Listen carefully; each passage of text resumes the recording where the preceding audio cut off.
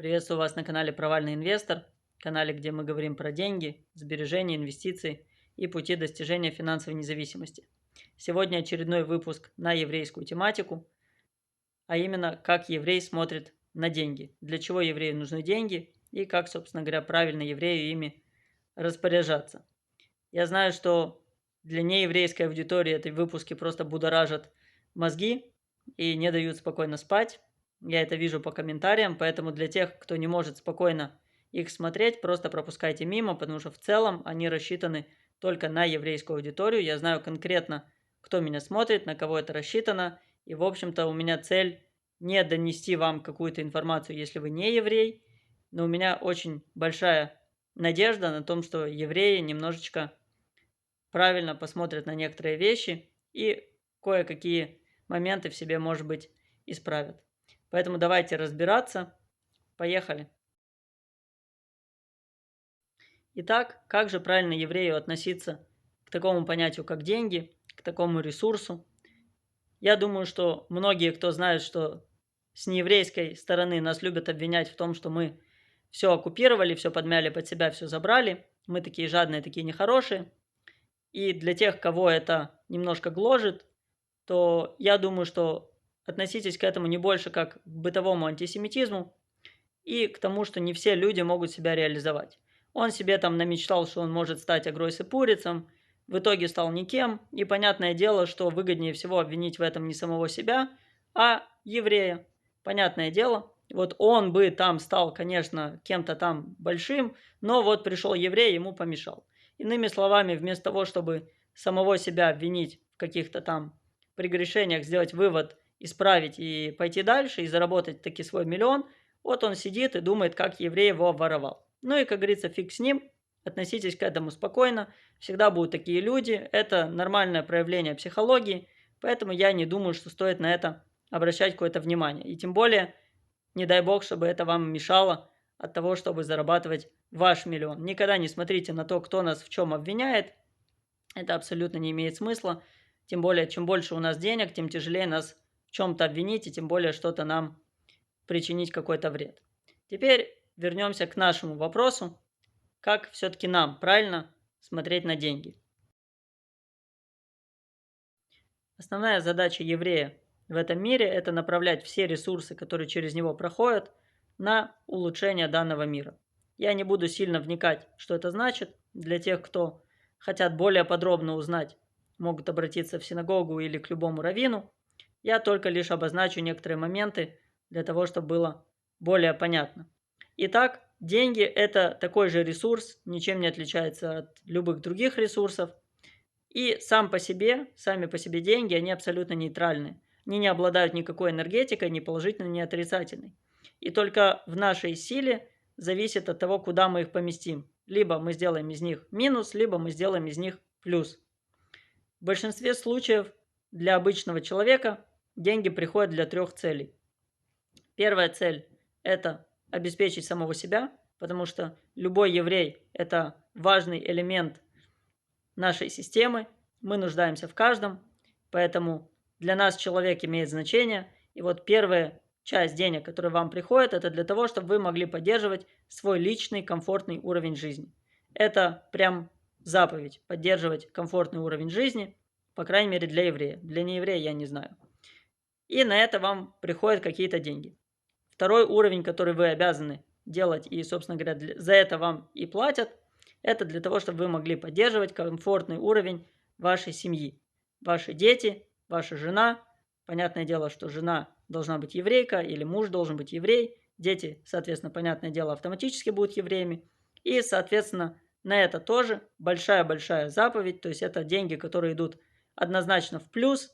Это обеспечивать вашу семью и комфортный ее уровень жизни. Вообще написано, что тот, кто, если это еврей, делает так, что его жене комфортно, это большое-большое благословение на богатство. Об этом мы еще как-то поговорим отдельно. И третий уровень денег, который вам приходит, это любой, кто знаком с экономической системой, понимает, что через одного человека приходят деньги к другому, так работает круговорот денег в природе.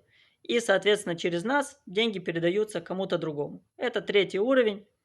который приходит к нам в виде денег.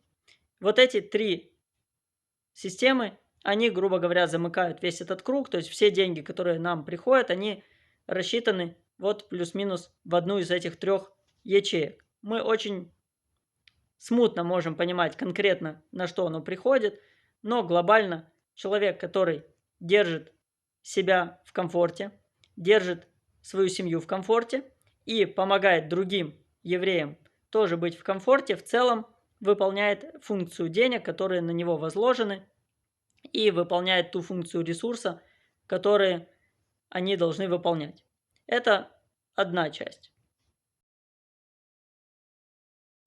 Вторая грань ответа. Зачем еврею деньги? Как еврею правильно смотреть на деньги?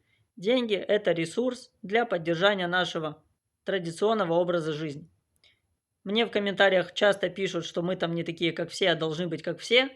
Ребята, вы что-то не понимаете. Мы, во-первых, изначально не такие, как все, и мы не должны быть, как все.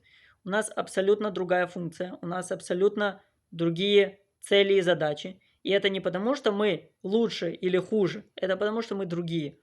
Это как вы бы пытались заставить лошадь стать слоном, а слона заставить стать лошадью. Но это было бы абсолютно глупо, правильно? Вот точно так же и заставить еврея быть как все, это абсолютно глупое занятие. Это значит, что вы не понимаете изначально цель еврейского народа и так далее, либо понимаете его из неправильных источников. Но наша задача, в общем, использовать деньги как ресурс для поддержания нашего традиционного образа жизни. Стол шаббатный сам по себе не накроется, надо кому-то что-то заплатить, что-то купить, праздники и так далее. Соответственно, помимо того, что мы используем деньги для поддержания нашей семьи, и это переводит его из статуса нейтрального в статус положительный, точно так же, как поддержание нашего традиционного образа жизни переводит эти деньги тоже из состояния абсолютно нейтральное в состояние плюса. Третья часть ответа «Зачем еврею деньги?», как еврей смотрит на деньги. Деньги – это ресурс, который позволяет еврею быть независимым. Потому что очень плохой вариант – это когда еврей зависит, самый плохой вариант, от нееврея в форме его обеспечения. То есть, если есть такой вариант, при котором вы работаете на нееврея, то это, в целом говоря, не очень хороший вариант, потому что в любой момент вас могут, собственно говоря, в этом формате подвести. Как это было, допустим, у меня, что я ходил на все собеседования, которые только мог в свое время. И всегда, когда я говорил, что я еврей, мне говорят: а знаешь, у нас есть для тебя работа именно в шаббат. Я говорю: ну тогда до свидания, ну тогда до свидания. То есть люди, которые понимают, что ты от них зависишь, они пытаются тобой манипулировать. Поэтому я очень большой сторонник подхода, что еврей должен быть богатый, желательно максимально богатый, так чтобы на него не могли влиять окружающие его народы, та среда, в которой он живет, для того, чтобы он мог спокойно, ни от кого не зависеть, выполнять свою функцию и, в общем-то, не обращать ни на кого какого-то либо внимания в плане того, что это кому-то нравится, это кому-то не нравится, а может быть, кто-то хочет, чтобы ты работал по субботам, а может быть, нет. Вот эти все вопросы легче всего снимаются тем, что у еврея должны быть деньги для того, чтобы он мог быть независимым. Поэтому я думаю, что в скором времени я выпущу серию роликов, которые именно рассчитаны только на еврейскую аудиторию. Я думаю, что никому другому они все равно не помогут, где я буду рассказывать еврейские секреты, как мы должны, что нам делать для того, чтобы стать богатым.